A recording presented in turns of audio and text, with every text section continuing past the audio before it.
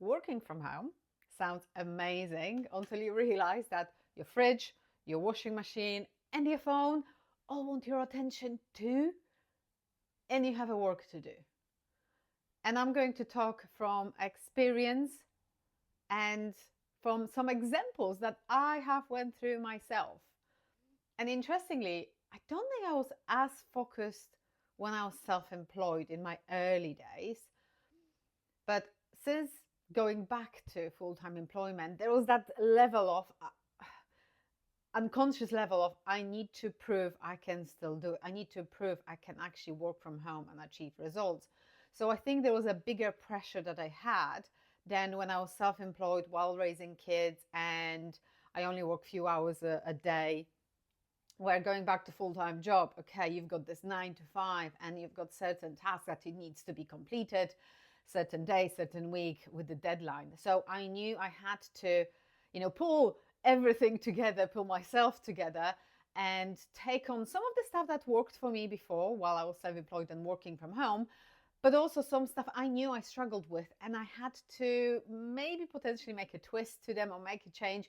Some of those things I admit I still work on. So this is not about being perfect, but this is about creating a space that actually you feel you can reap the rewards of working from home, still doing an amazing job, and not feeling like you're working 24/7, because that is a trap. Sometimes working from home where it's almost like, well, you're working from home, you're at home. Home is work is at your home, so it's 24/7. And it shouldn't be like that. So I pulled together 7 tips and I'm going to look at the piece of paper because I've written them down so I don't forget them. But those 7 tips about working from home and being productive and being focused has helped me massively. Some, as I mentioned, I still work on, and some I just love and I've mastered. So it's all journey. It is all the journey. Now, if we haven't met before, my name is Monika. I have worked in a corporate business since 2007, probably officially. Prior to that, there was a different roles. And I have changed the industries. I have changed companies. I jumped from full-time employment to self-employment to full-time employment again, to from being in the office to working from home to hybrid working. So I want to share some lessons that I have gathered along the way. So hopefully they're going to help you at some point. So let's dive into those tips. One huge tip is that has helped me massively is a dedicated workspace. And I am not talking here about the end of your dining table. This is not dedicated workspace. This is your dining table. Same with the breakfast bar. This is not dedicated workspace. Although I have to say that sometimes I may take my laptop to the breakfast bar and I'll work there if I want to stand. I haven't got a standing desk, but if I had a weekend where I was quite active and I do run quite a bit, and if Monday I'm going to sit for the whole day, my legs can feel it. So sometimes I just need to stand. So sometimes I will move my laptop to my breakfast bar, but most of the time it is a dedicated space. I know for some it's not easy because there is no dedicated space, and maybe for some of you it doesn't really matter if it's a dining table, if it's a lounge, if it's a sofa. It does, for me, it mattered a lot because it was change of the environment. So space where I'm now, it's our, let's say, home office. We've got dedicated desks for work near the window. We actually got some sofas, so girls often read books here or are on their iPads here. I'm at the desk where usually my eldest does some homework as well. So this is a dedicated, proper study space. When we bought this house, actually, this was a garage. So we converted it. Initially, it was a playroom for kids, but then we moved the playroom somewhere else, and this became an office. And it works amazingly well because we leave the laptops here, we close the door, and it is a separate space, separate dedicated space. And since we have that dedicated space, I feel disconnected in a positive way when I'm in the kitchen, when I'm sitting in the lounge. And if I do have to do something and girls are at home, then I can just close the door and it works amazingly well. Um, Another thing, a second tip is about your phone. Now, not specifically your work phone, if you do have work phone and a personal phone, um, because my work phone hasn't been really that active recently because everything happens via Teams. Now, I don't know how it's going to be in my new role that I'm starting in a few days' time, but it's my personal phone that can be huge distraction. And we can kid ourselves that it's not, but it is. So, what I tend to do, not always, sometimes I will just put it upside down so that I don't see when something pops up. I do have most of the notifications turned off, to be fair, apart from when someone rings me. And there is one more I have when there is a message from school, so it beeps. But that's two sound notifications that I have on my phone. So when I have it upside down, I still can't see, but it's in a reach. So if I know when there is certain things that I need to finish, there's the deadline, and I feel in that flow, I will put phone in the other room. So to get it, I do need to get up to get it. And if I'm in the flow, I just don't think about it. And it helps a lot. It didn't really help me putting it in a drawer like some people do. I did have to put it in the other room, that there is that action you have to make to actually go and get it. And if someone rings me, if there's an emergency, phone rings anyway, so I can go and get it. Third thing, dress for the job. I cannot get my head around, and everyone is different, but for me, I mean, there are so many memes about working from home, being in your dressing gown, being pajamas, and yes, I may have, for example, sometimes leggings, and I will have a smart top. But generally, Friday I might have a little bit more relaxed outfit, but during Monday to Thursday, if I work from home, I would still dress like I would go to the office. I mean, nowadays it's not as smart as it used to be, but it's still, I dress for the job because in my mindset, I am prepared for the work. And it just does something for me that just helps me. And if you feel like you've lost that maybe inspiration, motivation, maybe try it if you haven't been doing that. If you haven't putting an effort into getting dressed when you work from home, give it a go. And this is not about I'm dressing because I have a video calls with clients or with colleagues. No, I would dress for the job anyway, like I would go to the office. It just helps. Just try it. Try it. Another fourth tip is planning breaks. I think we all have been guilty of it when if we work 9 to 5, we have a lunch break. And in most businesses nowadays, and I'm talking about the UK, this is an hour unpaid. So if you are working through that hour, you're not paid for it. And I understand there are times where there is a peak season for something, there is extra, presentation that has to be done. I understand that. But if it's a habit for you to work through your lunch, time to change it. Now, and then not necessarily, for me, it's not necessarily about this is my time, but this is about you are not focused for 8 hours. Our brain just doesn't work like that. It's proven. You can look up so many researchers about it. You are in a flow, and at some point, it just goes. And you need something to take you out of that so you can bounce back. Sometimes you bounce back, and sometimes you're just in a different slightly state, maybe doing different tasks. But I am so guilty of it, of working through my lunch, I have to say. But whenever I don't, and there are times that I would go for a walk. There are times when I would have my lunch and I sit somewhere else. I sit in a garden. If it's warm, I would sit in a garden. It makes such a difference also to perception of work because I still made the time for me. Also, I I do not do washing in that hour. I do not unload dishwasher in that hour.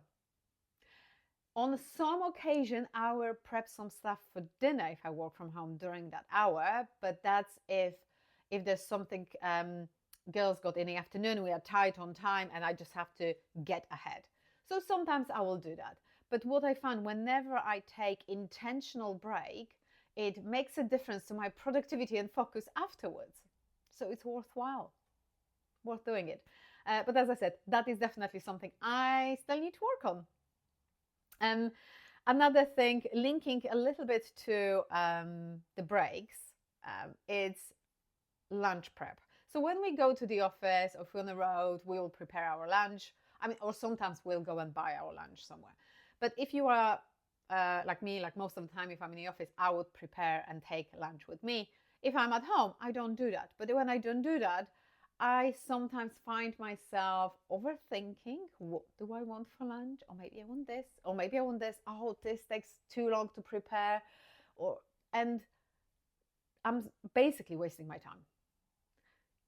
But when I actually prepare my own lunch, and sometimes it's leftovers from a dinner before, but it's in the fridge, it's ready. I know I'm going to have that for lunch. There is no thinking about it. Get out of the fridge, heat it up if it needs to be heated up, and have my lunch. It makes such a difference. Same with preparing snacks. I'm guilty of snacking, over snacking. This is something I am working on, and I'm switching to healthier alternatives. But sometimes if there's no healthier alternatives or nothing prepared in advance, I will grab a cookie, a chocolate, some crisps, and it's probably too, because it's not one, not two. I will just snack too much, and I know that. But when I have snacks, again, prepared in advance, I will sometimes do like a protein energy balls or a flapjack, something that I know will fill me up and will make me feel, yeah, that was a good snack. That wasn't just like a flavor of the snack. That was a good snack. Maybe because I'm active, that's why, my body craves. There are certain seasons in my month that I crave a little bit more of chocolate sweet, and there are ways to kind of prepare that stuff in advance. So actually the choices I know are better, so I can still snack, but with better choices. So yeah, meal prep and snack prep is, personally, I found it time saving and probably waistline saving, because I know if I overindulge on snack, my waistline doesn't really appreciate it. So that was number 5, I believe. And number 6, set no interruptions sign. Now, if you are at home and your kids are at home, or maybe your family, your husband is at home, or a wife, and you're still working and you have a meeting, agree some signs. You might have a headphones on, that's mean you're still working. You might literally put a sign that say, I'm working till that time. Shh. Or I have a meeting. Just something that just makes, especially with kids, what I find that when I pick them up from school, I still got an hour and a half of work to do. And that time, they know they can grab a snack, they can watch TV, they can be on the iPad, and at that time, I'm still working. And it's almost like we are in that flow of doing it,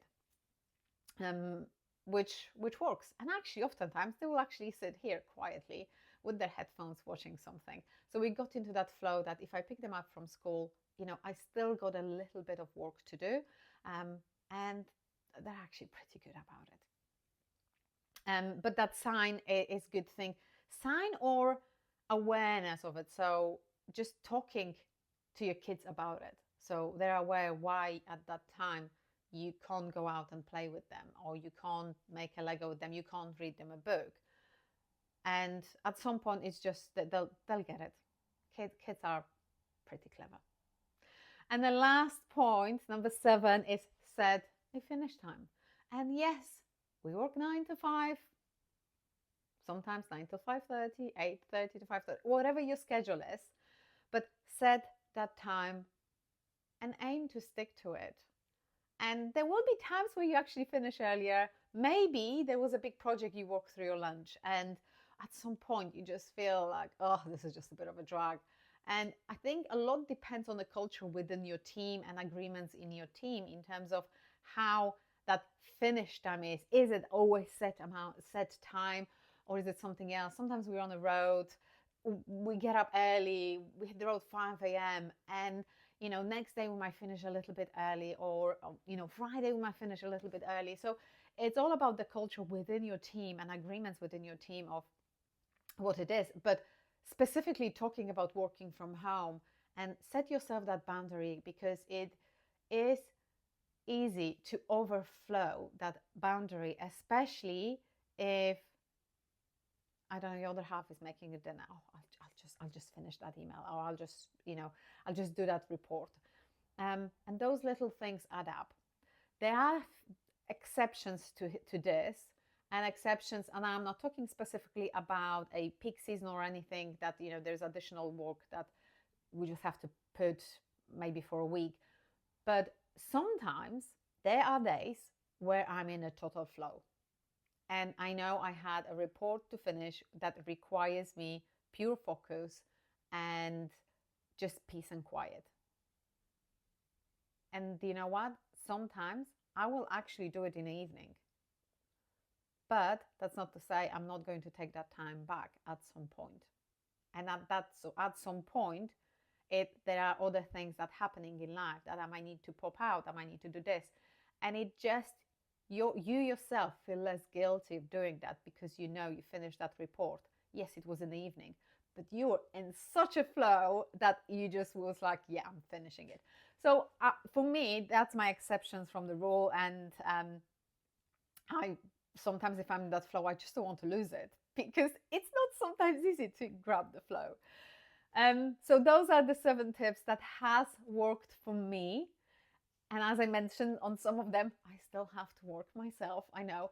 Now, if you do work from home, let me know your tips, that how you make your work better, how you're productive, more focused. What is it, something that you do that I might not have mentioned that works for you? Because you never know, someone else might get inspired by it. So if that's been useful, then I'll be sharing more of the tips related to work, but not only, related to career and mindset as well, that goes with it. So if that's something you're into, then would love to see you on the next video.